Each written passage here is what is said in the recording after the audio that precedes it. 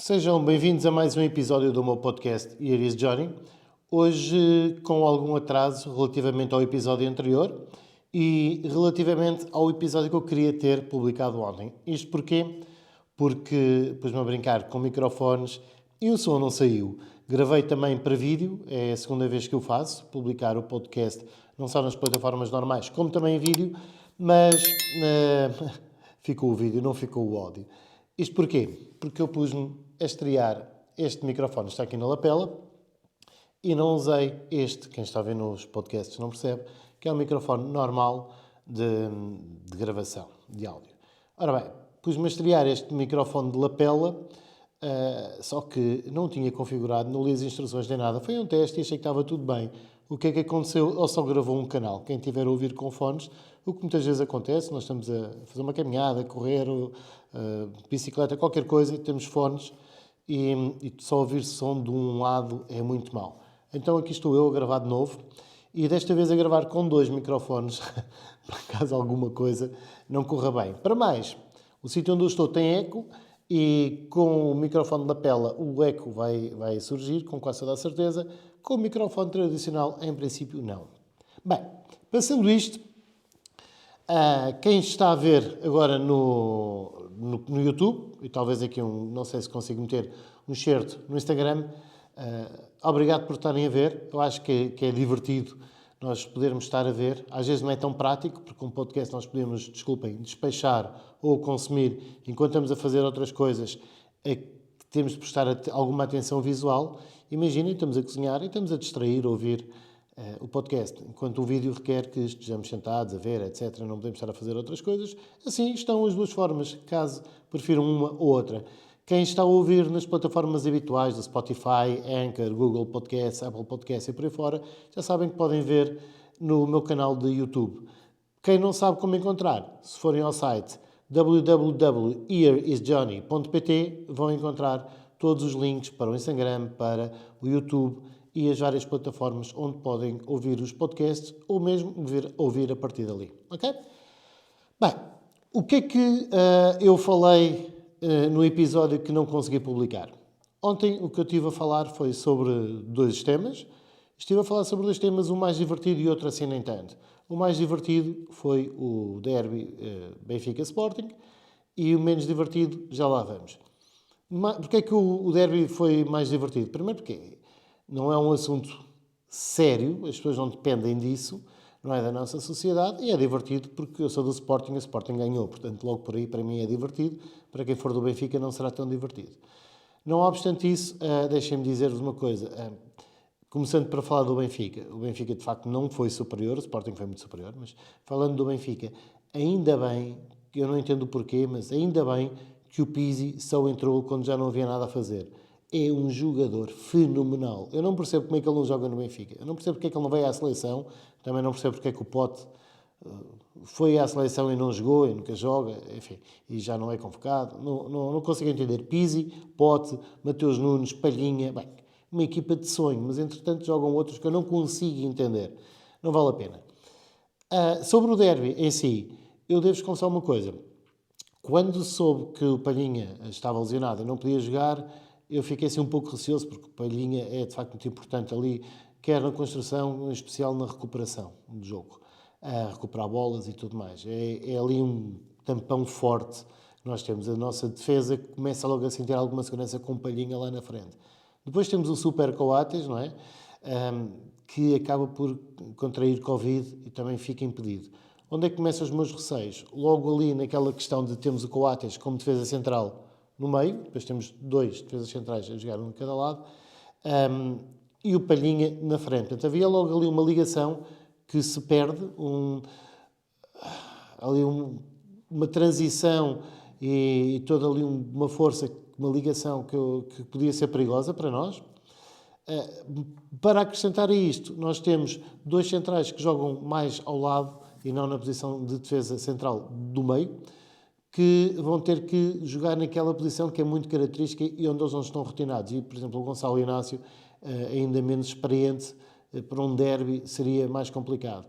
Teriam que jogar, por exemplo, se a questão entre o Neto, o Fedal e o e o Gonçalo Inácio, um substituir outro naquelas posições de centrais que jogam ao lado, acho que é sempre tranquilo. Agora, na posição de Coates seria mais complicado e eu fiquei com algum receio disso. Houve outro receio que tive, que foi a equipa não ter apenas um, mas ter vários casos de Covid-19. Felizmente foi só um. Espero que o grande Coates recupere rápido, o nosso capitão.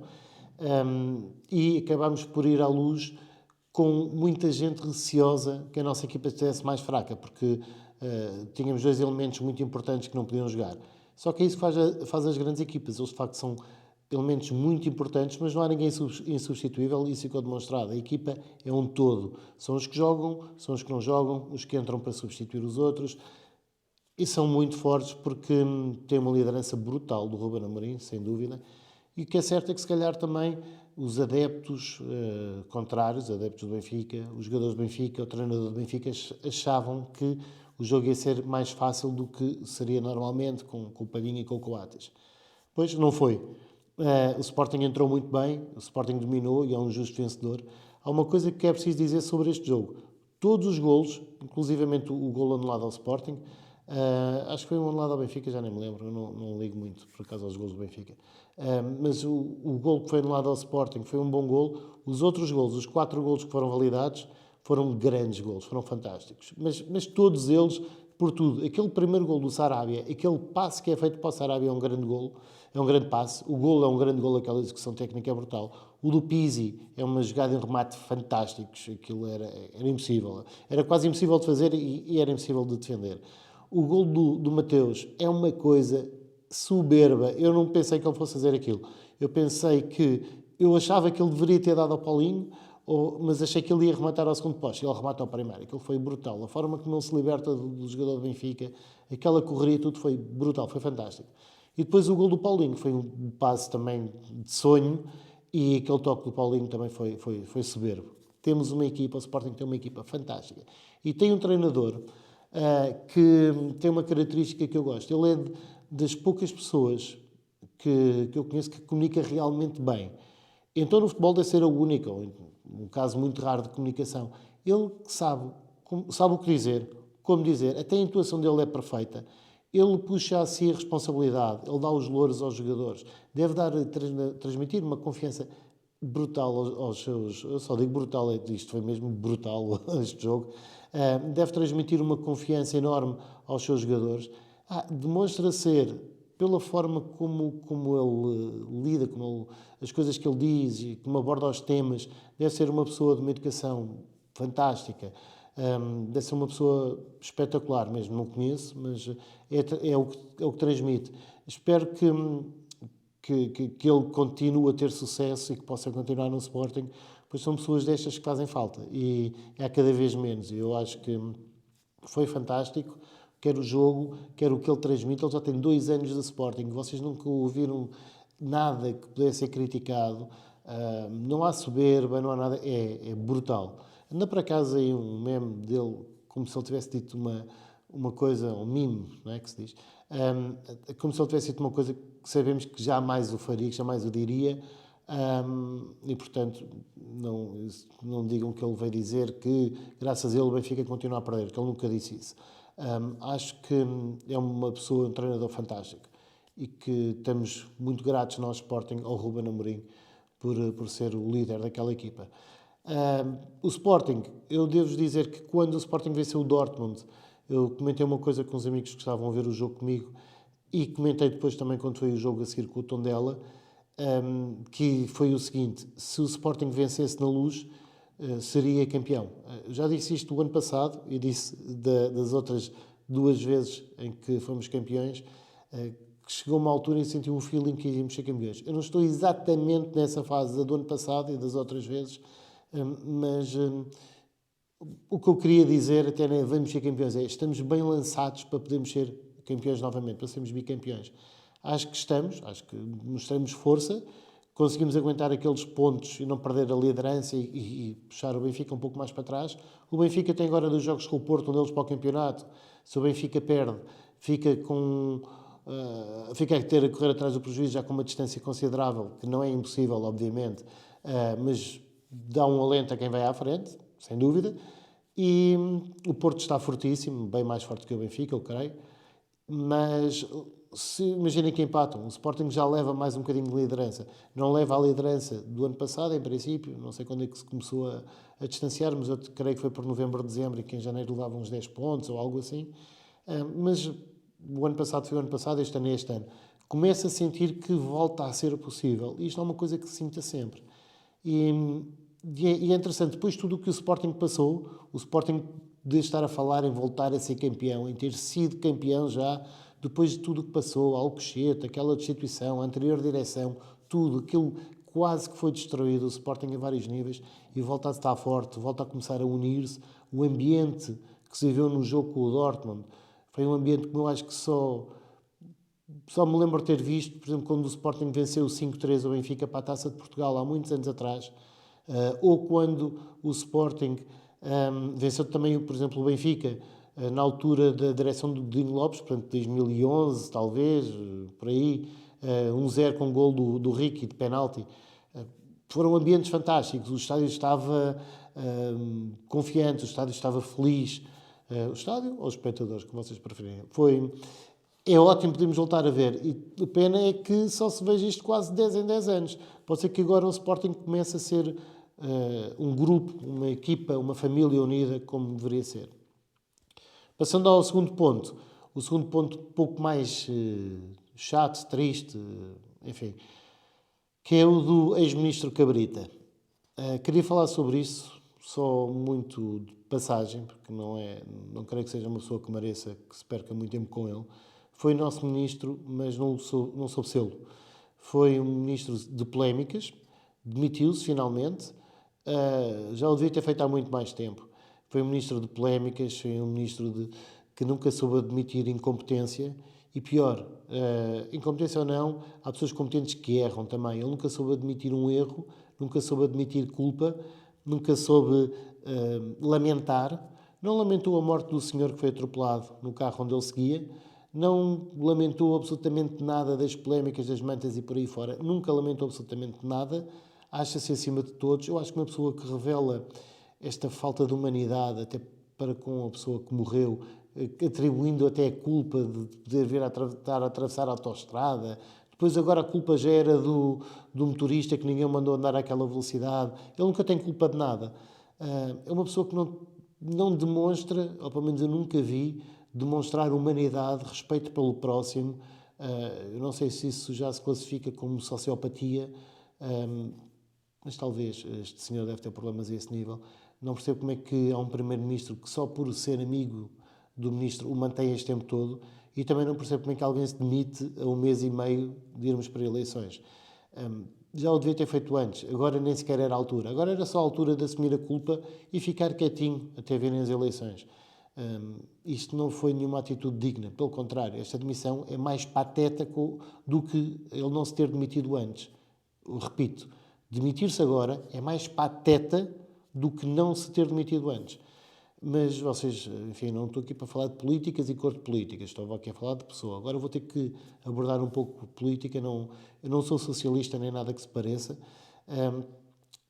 e não venho aqui dizer mal do partido A ao partido B, mas há uma coisa que temos que constatar. Todas estas palermices, Casa Pia, estas palermices de... Palermice, Casa Pia é muito mais que uma palermice, é muito grave. Questão do caso Sócrates, etc. Tudo isto acontece no PS. E as pessoas continuam a votar num partido onde acontece isto e eles protegem uns aos outros. Não estão a proteger o país, protegem-se uns aos outros. Aquilo é inadmissível, mas é isto que o povo escolhe e, portanto, se escolhe, está bem escolhido, só pode estar. Quanto ao ministro, ele vem dizer que, não, o outro é que levava o carro, eu não tenho nada a ver com isso. Tem sim, porque ele é o superior hierárquico do motorista. Eu nem sei se, do ponto de vista jurídico, se pode dizer que o ministro Cabrita, ex-ministro Cabrita, tinha a direção efetiva do veículo. Não sei se poderá dizer ou não, uma vez que ele não era um simples passageiro, como transmitiu, nem sequer estava sequestrado. Ele era um superior hierárquico que vai dentro de um carro que está ao seu serviço, no motorista que está ao seu serviço, e ele deve dizer ao motorista, olha, senhor, vá a 120 que é o limite que tem para andar. Já vimos outros casos, outros ministros apanhados a 200, até nem autoestradas eram itinerários complementares, acho que era o IC6. A questão é, não podem eles, como nós não podemos, eles não podem. Não é ilegal nem irresponsável para nós e já é legal e irresponsável para eles. Não, é ilegal e irresponsável para todos. E quando acontece alguma coisa, há que assumir essa responsabilidade desses atos. E, portanto, é ao ministro que cabe dizer ao motorista que tem que ir mais devagar. Ou se está atrasado, tivesse ido mais cedo, ou avise que vai chegar atrasado. Isso é que se faz, não é? Chegar, matar alguém pelo caminho, sem querer, com certeza, e depois a culpa é do outro que estava a fazer o seu trabalho e atravessou a autoestrada. Quantas vezes atravessou o homem a autoestrada na sua vida? Várias, não é? Não foi duas, foram muitas. O senhor, com certeza, tem a responsabilidade, ele é que devia ter dito para o motorista respeitar os limites e lá está. Este senhor ter um acidente a 163 medido entre câmaras, passou na câmara tal, no quilómetro X, àquela hora, passou na outra, no quilómetro Y, à outra hora, fazem a média, deu 163. Não foram à centralina do carro, segundo consta, mas ao Ivo Lucas já foram. Portanto, o Ivo Lucas, nós sabemos que, pelo que veio nas notícias, que ia a conduzir, não viu o carro parado, bateu à velocidade que ia a 128. Se estava a chover, devia adequar a velocidade às condições da estrada e, se calhar, deveria ser prudente circular a 100 a hora. Ainda assim, tinha batido a 100 a hora e o desfecho seria quase, com toda a certeza, o mesmo.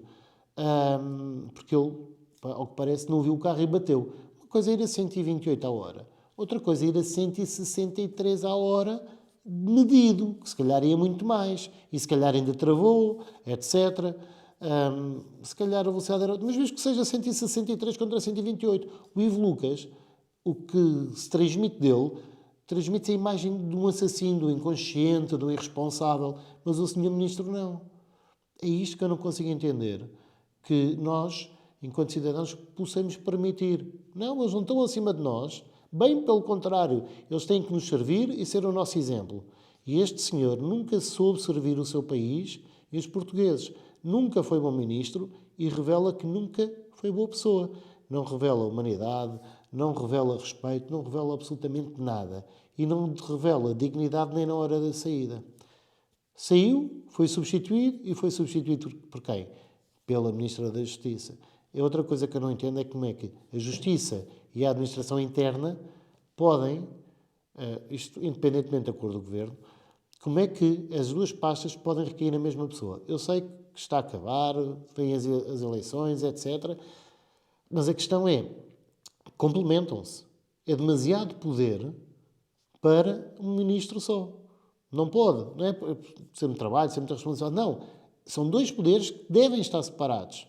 Tudo bem, é de ministro, os ministros são do mesmo partido e tudo mais. Não interessa, devia estar separado. Para mais, por uma ministra que aumentou-se, não aumentou o seu vencimento quanto ministra, aumentou o seu rendimento a nível particular e depois ia dizer, eu não voltarei a ser ministra, eu já fiz o meu papel, isto nem sequer é aquilo que eu gosto de fazer. O que eu gosto mesmo de fazer é o que eu fazia antes. E, portanto, vou voltar para lá, porque já me aumentei, e é isto que eu quero. Portanto, eu não volto a ser ministra. Mas ainda fica com mais uma pasta? Por um mês, 2 meses, 3 meses, o que quer que seja, ainda fica com mais uma pasta? É tudo uma fantochada socialista. É só o que eu penso. Não estou aqui a fazer política, a dizer mal do PS, estou aqui a falar de situações concretas que por acaso passaram com o PS, e não sou do PS, mas fosse do PSD, do CDS, do Bloco de Esquerda, o que quer que seja, eu iria criticar da mesma forma. Estou a criticar estas atitudes, estou a criticar estes atos, estes factos. É isto que eu estou a criticar. Bem, por hoje ficamos por aqui. Espero que o próximo episódio não tenha um gap tão grande. Eu, de facto, estive muito ocupado. Tenho que coordenar de forma a que eu possa fazer a minha parte do meu trabalho, do meu dia-a-dia e também este conteúdo. Estou a gravar aqui mais uns vídeos que ontem gravei e hoje vou gravar novamente, a ver se partilho convosco. Tenho uns perfumes, uns microfones e mais umas coisas aí para partilhar, para vos mostrar, enfim, coisas que eu gosto. Espero que o próximo episódio então venha em breve e que vocês o escutem, que tenham gostado deste e que gostem do próximo.